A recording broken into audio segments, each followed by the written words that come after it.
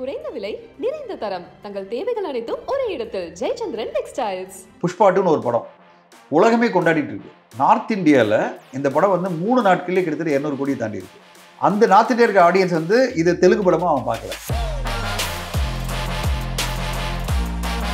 கிளைமேக்ஸில் எப்படி கையும் காலம் கட்டிட்டு ஃபைட் பண்ணுறான், எப்படி அந்த பாடி அப்படியே ஓடி போயிட்டு அதாவது பாடியே போய் அடித்து மற்றவங்களை அடிக்குது.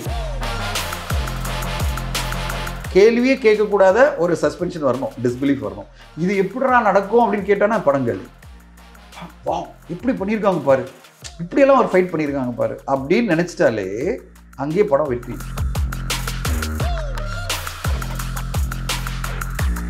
புஷ்பா 2 உங்களுடைய பார்வையில் எவ்வளவு வசூல் பண்ணணும்னு நினைக்கிறீங்க? 1000 கோடி கண்டிப்பாக தாங்க. கிட்டத்தட்ட நான் ஒரு 4 மாதம் தொடர்ந்து ஃபாலோ பண்ணிகிட்டே இருக்கேன் அந்த படத்தை வாங்கினா ஏதாவது வகையில் இந்த படத்தோடு நம்ம ட்ராவல் பண்ணணும்.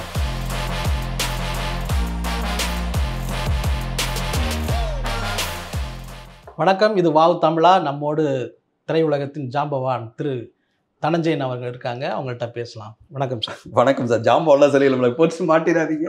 நம்மளும் சினிமா இண்டஸ்ட்ரியில் ஸ்ட்ரகிள் பண்ணுற ஒரு மனிதர் தான். எல்லோரும் மாதிரி நானும் சினிமா இண்டஸ்ட்ரியில் பல அனுபவம் தான் சார். அனுபவம் தான். அனுபவத்தோட பிரச்சனைகளோட அதனுடைய இதோட சந்தோஷத்தோட இருக்கும். இந்த ஆண்டு வெளியான படங்களில் மிகப்பெரிய படங்களாக இருக்க இந்தியன் 2, லால் சலாம், கங்குவா, இந்த மாதிரி படங்கள் வந்து பெரிய எதிர்பார்த்த வெற்றியை அடையாமல் போனதுக்கு என்ன காரணமாக இருக்கும் சார்? ஆடியன்ஸ்க்கு ஒரு படம் பிடிக்கலன்னா நம்மளால் ஒன்றும் பண்ண முடியாது. நீங்கள் வந்து எந்த படமாக இருந்தாலும் சரி, பேர் நம்ம தனிப்பட்ட முறையில் பேச வேணாம். பட் ஒரு படத்துக்குமே வந்து ஆடியன்ஸ் வந்து நம்ம ப்ரொமோஷன் பண்ணுறதை வச்சு அவங்க ஒரு எதிர்பார்ப்பில் உட்காந்துருக்காங்க. அந்த படம் வந்து நம்மளுக்கு வந்து கனெக்ட் ஆகலாம் வச்சிங்களேன், நம்மளால் ஒன்றுமே பண்ண முடியாது. இப்போ நீங்கள் அதே எடுத்து பாருங்கள், புஷ்பா 2ன்னு ஒரு படம் உலகமே கொண்டாடிட்டு இருக்கு. நார்த் இந்தியாவில் இந்த படம் வந்து 3 நாட்களிலே கிட்டத்தட்ட 200 கோடியை தாண்டி இருக்கு. 200 கோடியை 3 நாட்களில் தாண்டி இருக்கு. அந்த நார்த் இந்தியா இருக்க ஆடியன்ஸ் வந்து இது தெலுங்கு படமாக அவன் பார்க்கல. அவன் படமாக பார்த்து அந்த படத்தை கொண்டாடி 200 கோடி. இப்போ வந்து பார்த்தீங்கன்னா சண்டையோடு சேர்த்து அவங்க வந்து 270 கோடி இருக்குன்னு சொல்கிறாங்க. நார்த் இந்தியாவில் மட்டுமே அந்த படம் வந்து 500 கோடியை தாண்டும் அப்படின்றாங்க. ஓவராலாக 1000 crores 100% தாண்டும் அந்த படம். ஆந்திராவில் அந்த படம் வெற்றி அடையதில் டவுட்டே இல்லை. ஆனால் ஒரு நார்த் இந்தியாவில் இவ்வளோ பெரிய கலெக்ஷன் பண்ணதுன்னா பெட்டர் தென் ஆந்திரா. எந்த அளவுனா ஆந்திரா தெலுங்கானாவில் கலெக்ஷனோட புஷ்பா 2 வந்து நார்த் இந்தியாவில் பெருசாக பண்ணிகிட்டு இருக்கு. ஸோ இப்போ நீங்கள் எப்படி பார்க்கணுன்னா அந்த ஆடியன்ஸ் எப்படி ஒரு படத்துக்கு ரெஸ்பான்ஸ் பண்ணுறாங்கன்ற பொறுத்து தான் இருக்குது.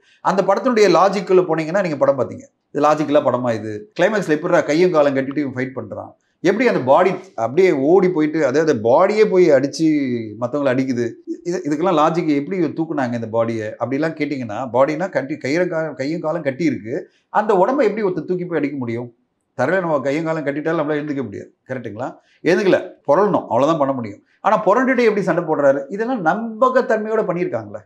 நீங்கள் அங்கே தான் பார்க்கணும். ஒரு கமர்ஷியல் படத்தினோட வெற்றி எங்கன்னா ஒரு நம்பகத்தன்மையோடு அது அமைஞ்சிருச்சு. புஷ்பா 2வில் பார்க்கும்போதே வாவ் பரவாயில்ல, இப்படியெல்லாம் திங்க் பண்ணியிருக்காங்களே. நம்மளுக்கு அப்படி தான் நான் படமாவது எப்படா திங்க் பண்ணாங்க இதெல்லாம். இது எப்படி ஒரு நடிச்சார், அவர் நம்பி நடிச்சிருக்காரு பாருங்க. அல்லு அர்ஜுன் நடிச்சிருக்காரு, இயக்குனர் அதை பிளான் பண்ணியிருக்காரு. இதெல்லாம் பிளான் பண்ணி அதை நம்மளை நம்ப வச்சுட்டாங்க. அங்கே தான் அந்த படத்தோட வெற்றி இருக்குது. அந்த நம்ப வைக்க முடியல வச்சிங்களேன். நம்ம சொல்கிற எந்த கதையும், ஏன்னா எல்லாமே மாஸ் கமர்ஷியல் படங்கள் தான். கமர்ஷியல் படங்கள் வந்துட்டாலே அதாவது அளவுக்கு மீறி தான் கமர்ஷியல் எலிமெண்ட்ஸ் இருக்கும். சஸ்பென்ஷன் ஆஃப் டிஸ்பிலீஃப் அப்படின்வாங்க. அதாவது கேள்வியே கேட்கக்கூடாத ஒரு சஸ்பென்ஷன் வரணும், டிஸ்பிலீஃப் வரணும். இது எப்படிடா நடக்கும் அப்படின்னு கேட்டானா படங்கள் வா இப்படி பண்ணியிருக்காங்க பாரு, இப்படியெல்லாம் ஒரு ஃபைட் பண்ணியிருக்காங்க பாரு அப்படின்னு நினச்சிட்டாலே அங்கேயே படம் வெற்றி. இப்போ நீங்கள் RRR எடுத்து பாருங்களேன், ஒரு 1000 பேர் சேர்ந்து ராம் சரணை பிடிச்சி இழுப்பாங்க. ஆனால் அவங்களெல்லாம் மீறி உள்ளே வருவார். பார்த்துருக்கீங்களா அந்த சீன்? பார்த்தேன். எப்படி சார் இது? 4 பேர் பிடிச்சாலே நம்மளால் மூவ் பண்ண முடியாது. கரெக்டுங்களா? நம்ம அடிச்செல்லாம் தம்சம் பண்ண முடியாது. ஆனால் நம்பகத்தன்மையோடு அங்கே ராஜமௌலி சார் காமிச்சிருப்பார். நம்ம நம்பிட்டோம். படம் மாபெரும் வெற்றி அடைஞ்சது. அப்படி தான் புஷ்பா 2 இன்னைக்கு வெற்றி அடைஞ்சிருக்கு. இந்த படங்கள் அந்த கமர்ஷியல் ஃபார்மேட்டில் இருந்தாலும் அந்த சஸ்பென்ஷன் ஆஃப் டிஸ்பிலீஃப்ல ஏதோ மிஸ் பண்ணியிருக்கு. நம்பகத்தன்மையோட அந்த படங்கள் ஆடியன்ஸ் கனெக்ட் ஆகல. இப்போ நம்பகத்தன்மை இல்லாத போது, டெக்னிக்கலாக சில ப்ராப்ளம்ஸ் வரும்போது, ஓவராலாக அவங்களுக்கு ஏதோ வகையில் எதிர்பார்த்த மாதிரி படம் இல்லாத போது ஆட்டோமேட்டிக்காக அந்த படங்கள் தோல்வி அடையுது. நம்ம ஒன்றுமே பண்ண முடியாது சார். அவங்க கேட்குறாங்க, இது எப்படி வந்து 80 வயசு கிழவர் வந்து எப்படி வந்து அந்த சிங்கிள் வீல் இதில் அவ்வளோ தொலைவு 10 நிமிஷம் போகிறாரு அப்படின்னு கேட்குறாங்க. இப்போ எப்படி நீங்கள் போய் இதுக்கு பதில் சொல்லுவீங்க? இதே வந்து கையும் காலம் கட்டி வச்ச ஹீரோ அடிக்கும் போது நம்புற ஆடியன்ஸு, அவர் வந்து சிங்கிள் இதில் வந்து வீட்டில் வந்து இவ்வளோ தொலை சுற்றி போய் ஃபைட் பண்ணுறாரு, இவ்வளோ எஸ்கேப் ஆகிறாரு, இது எப்படி பாசிபிள் அப்படின்னா இந்த கேள்வி கேட்டாலே படம் முடிஞ்சிருச்சு. கேள்வி கேட்காத மாதிரி தான் ஒரு கமர்ஷியல் படம் இருக்கணும். கேள்வி கேட்டாங்களே பிரச்சனை வந்துடும். ஸோ இப்போ நீங்கள் எந்த படம் கனெக்ட் ஆகலையோ ஆடியன்ஸ்க்கு, அங்கே எல்லாமே ஆடியன்ஸ் கேள்வி கேட்டாங்க. கேள்வி கேட்குற மாதிரி காட்சி அமைப்புகள் இருந்திருக்கு. இல்லை ஏதோ ஒரு வகையில் அந்த சஸ்பென்ஷன் ஆஃப் டிஸ்பிலீஃபை இவங்க எஸ்டாப்ளிஷ் பண்ணலை. ஆனால் அதை எஸ்டாப்ளிஷ் பண்ண புஷ்பா 2 மாபெரும் வெற்றி அடையுது. புஷ்பா 2 உங்களுடைய பார்வையில் எவ்வளவு வசூல் பண்ணணும்னு நினைக்கிறீங்க? 1000 கோடி கண்டிப்பாக தாண்டும். 1000 கோடி 100% தாண்டும். ஏன் சார் நார்த் இந்தியாவில் 500 கோடி வரும்னு சொல்கிறேன்ல. 1000 கோடின்றது டெஃபினெட். அவங்க டார்கெட் 1000 இல்லை, அவங்க 1500 கோடி பண்ணணும்னு பார்க்குறாங்க. ஏன்னா அவ்வளோ பெரிய பட்ஜெட்டில் அந்த படத்தை எடுத்திருக்காங்க. அவங்க எல்லாருமே அவ்வளோ ஒற்றுமையாக, நான் சொல்கிறது டைரக்டர், ஹீரோ, ப்ரொடியூசர் எல்லாம் சேர்ந்து இந்த படம் மினிமம் 1500 கோடி கலெக்ட் பண்ணோம், நம்மளுக்கு வந்து ஒரு 600 கோடியாவது தியேட்டருக்கு ஷேர் வரும் அப்படின்ற பிளானில் இருக்காங்க. ஸோ அதனால் அவங்களுடைய டார்கெட் பெருசாக இருக்குது. அடுத்ததாக பார்த்தீங்கன்னா இந்த 14ஆம் தேதி படம் இல்லை அவங்க தெலுங்குல பார்த்தீங்கன்னா 14ஆம் தேதி வரையும் படம் இல்லை, 20ஆம் தேதி தான் படம் இருக்குது. அப்போ 2 வாரம் இந்த படம் நல்லா சஸ்டெயினாக ஓடிச்சுன்னா 1500 கோடியை தாண்டி பண்ண முடியும் அப்படின்ற நம்பிக்கையில் இருக்காங்க. வெயிட் பண்ணி பார்க்கலாம். ஆனால் 1000 கோடின்றது டெஃபினெட். இந்த புஷ்பா 2 தமிழகத்தில் வந்து எந்த அளவுக்கு தாக்கத்தை ஏற்படுத்திருக்கு சார்? புஷ்பா 2 தமிழகத்தில் தாக்கம் அப்படின்றது ஒரு மாபெரும் வெற்றி. அது மட்டும் நான் சொல்லுவேன். ஏன்னா கிட்டத்தட்ட 4 நாட்கள்லேயே 40 கோடி கிட்ட பண்ணியிருக்கலாம். 35 40 கோடி இந்த படம் பண்ணியிருக்கலாம். ஒரு டப்பிங் படம் சார், இது ஒரிஜினல் படம் கிடையாது. இப்போ இந்த ரேஞ்சில் போச்சுன்னா இந்த படம் வந்து 80-100 கோடி பண்ணலாம் செகண்ட் வீக் முடியும் போது. ஏன்னா 20ஆம் தேதி பெரிய காம்படிஷன் இருக்குது. நம்ம வந்து விடுதலை 2 வருது. 20ஆம் தேதி இந்த படம் ஓடும், நல்லா ஓடும். இப்போ இவங்க டார்கெட் என்னன்னா ஒரு 100 கோடி பண்ணா. ஏன்னா நீங்கள் பார்த்தீங்கன்னா KGF 2 100 கோடி பண்ணுச்சு, புஷ்பா 1 வந்து 50-60 கோடி பண்ணுச்சு. இப்போ அவங்க டார்கெட் எப்படி இருக்கும்? புஷ்பா வந்து பீட் பண்ணணும் ஃபர்ஸ்ட். புஷ்பா 1 60 கோடி பண்ணியிருக்குன்னா அதை பீட் பண்ணணும் ஃபர்ஸ்ட். அடுத்ததான் 100 கோடி பண்ண டார்கெட்டாக KGF இருக்குது ஆல்ரெடி. ஸோ அவங்க டார்கெட் ஃபுல்லாக அதுதான். நீங்கள் அப்படி பெருசாக கம்பேர் பண்ணால் பாகுபலி 2 மாபெரும் வெற்றி. இங்கே கிட்டத்தட்ட 125 கோடி மேலே பண்ணுச்சு தமிழ்நாட்டில். அது பண்ணுமா தெரியாது. ஆனால் இவங்க டார்கெட் இப்போ எப்படி இருக்குன்னா KGF-ஆவது நம்ம தாண்டணும், 100 கோடியாவது தாண்டணும். ஒரு கமர்ஷியல் படம் நம்ம வந்து கண்டிப்பாக 100 கோடி தாண்டணும் எய்மில் தான் இருப்பாங்க. இந்த படத்தை விநியோகிச்ச AGS என்டர்டைன்மெண்ட். இந்த வாரமும் பெரிய காம்படிஷன் கிடையாது. 14ஆம் தேதி படமே இல்லை. நீங்கள் பார்த்தீங்கன்னா சின்ன சின்ன படங்கள் வருது. இந்த படங்களை இதோட காம்படிஷனாக வைக்க முடியாது. அதாவது இந்த படத்தினுடைய ரீச் வேறு, வரப்போகிற படங்கள்லாம் அந்த medium budget and small budget படங்கள். இந்த படங்கள் வந்து அங்கே இந்த மேக்கிங்க்கும் இந்த பிரம்மாண்டத்துக்கும் மத்தியில் எந்த அளவு நிற்கும் தெரியாது.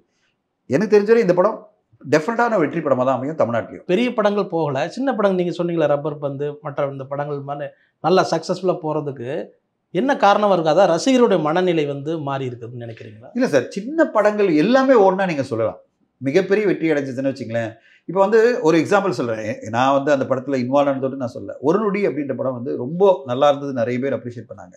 ஊடகங்களில் சொன்னாங்க நல்ல அருமையான த்ரில்லர், இது ரொம்ப சின்ன பட்ஜெட்டில் ஒரு இயக்குனர் வந்து ரொம்ப சிறப்பான படைப்பாக கொடுத்துருக்காரு அப்படின்னு சொல்லி எல்லாருமே அப்ரிஷியேட் பண்ணாங்க.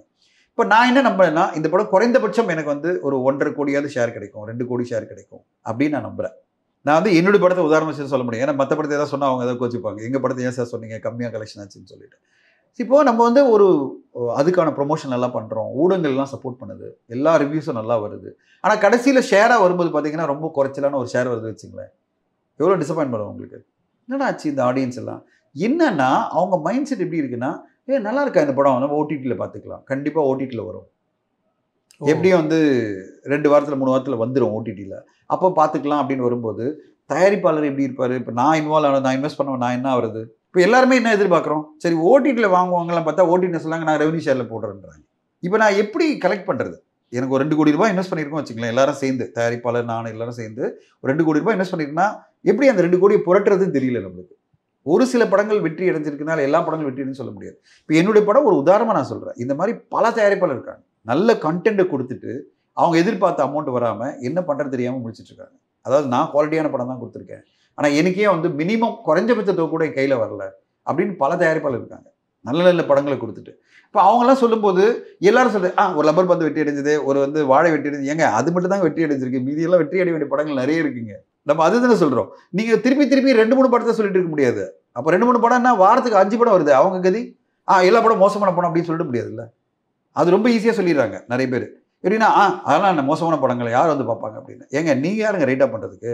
அந்தந்த தயாரிப்பாளரும் அந்தந்த இயக்குனரும் கஷ்டப்பட்டு அந்த படத்தை கொண்டு வந்திருக்காங்கல்ல. இப்போ அந்த படம் குறைந்தபட்ச வெற்றியாவது கிடைக்கணும்ல. நல்ல படமாக ஓரளவு ஒரு 3.5 ஸ்டார் 3 ஸ்டார் அப்படின்னு வந்து ஒரு அப்ரிஷியேட் பண்ண படங்கள் அட்லீஸ்ட் குறைந்தபட்சமாவது பண்ணல. ஒன்றுமே பண்ணலைன்னா என்ன பண்ணுறது?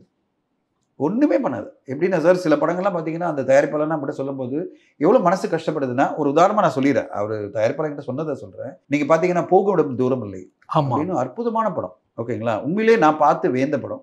அந்த படத்தை நான் ரிலீஸ் பண்ணணும் நான் பிளான் பண்ணேன். அவர் வந்து அவுட்ரேட் விற்கணும்னு என்கிட்ட பிடிவாதமாக இருந்தார். நான் அந்த படத்தை வந்து படம் ரிலீஸ் ஆனால் 4 மாதம் முன்னாடியே பார்த்துட்டேன். படம் பார்க்கும்போது நான் வந்து அவர் நியூசிலாண்டில் இருந்தார். சார் ரொம்ப நல்லா இருக்குது சார் படம், அந்த டைரக்டர் வந்தார், நான் ரொம்ப அப்ரிஷியேட் பண்ணேன். என்ன கதை, எப்படி எடுத்த இதை, ஓகே ரொம்ப ஆத்மார்த்தமாகவும் மனித நேயம்னா என்ன அப்படின்னு கடைசியில் கருணாஸ் கேரக்டர் மூலமாக காமிச்சிருப்பாங்க. தன்னை இழந்து மற்றவனை காப்பாற்ற நினைக்கிற ஒரு மனித நேயம் இருக்குல்ல, எவ்வளோ அற்புதமான ஒரு படைப்பு. நான் சொன்னேன் ரொம்ப சூப்பரான படம் சார், ஆனால் எனக்கு புரியல நம்ம ஆடியன்ஸ் இதை எந்த அளவு போய் ரீச் பண்ணுவாங்க. அந்த காலகட்டம் வேறு. ஒரு திரைப்படம் வந்த உடனே 3-4 நாள் கழித்து பயங்கரமாக பிக்கப் ஆகி ஓடுற ஒரு காலகட்டம் இன்றைக்கி தமிழ் சினிமாவில் இல்லை. எனக்கு ஒரு மாதிரி ஒரு பயமாக இருக்குது.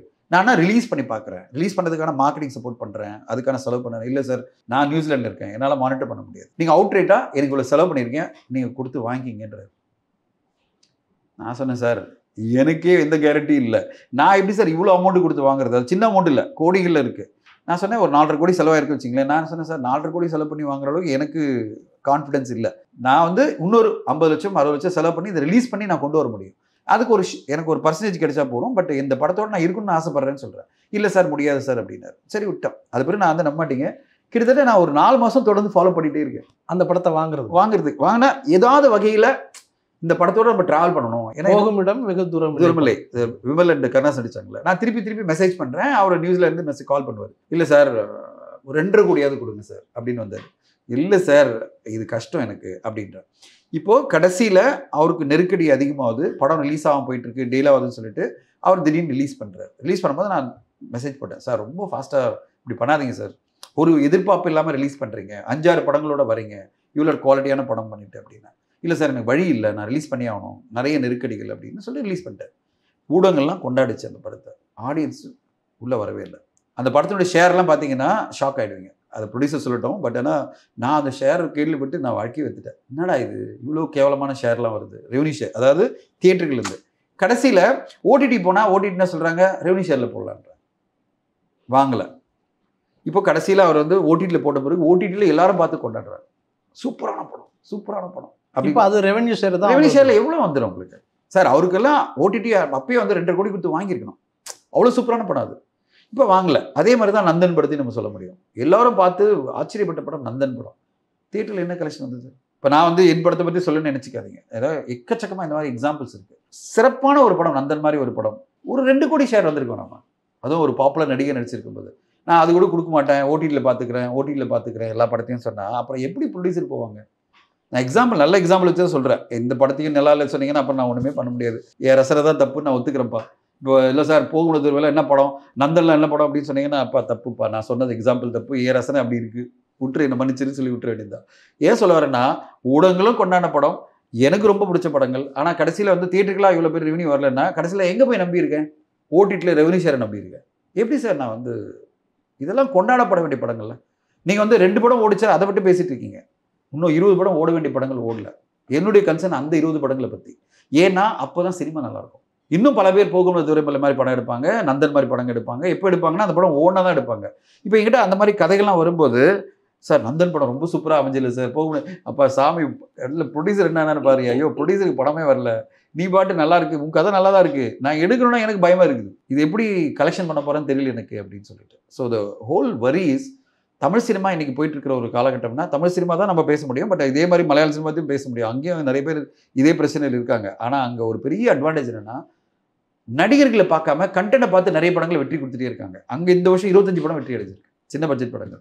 ஒரு உதாரணம் சொல்ல, லாஸ்ட் வீக் வந்து அலோ மம்மின்னு ஒரு படம் வந்து சார் நவம்பரில், மிகப்பெரிய வெற்றி. எல்லாமே not so popular artist sir, படம் பெரிய வெற்றி கொடுக்குது, ஆடியன்ஸ் வந்து அவ்வளோ பெருசாக கொண்டாடுறாங்க. இங்கே அந்த மாதிரி வெற்றிகள் வரலைன்றது தான் என்னுடைய கன்சர்னாக இருக்குது. இதே தமிழ் சினிமா பல வெற்றிகளை பல வருஷம் முன்னாடி கொடுத்தது, 5-6 வருடங்களுக்கு முன்னாடி இந்த மாதிரி கிடையாது.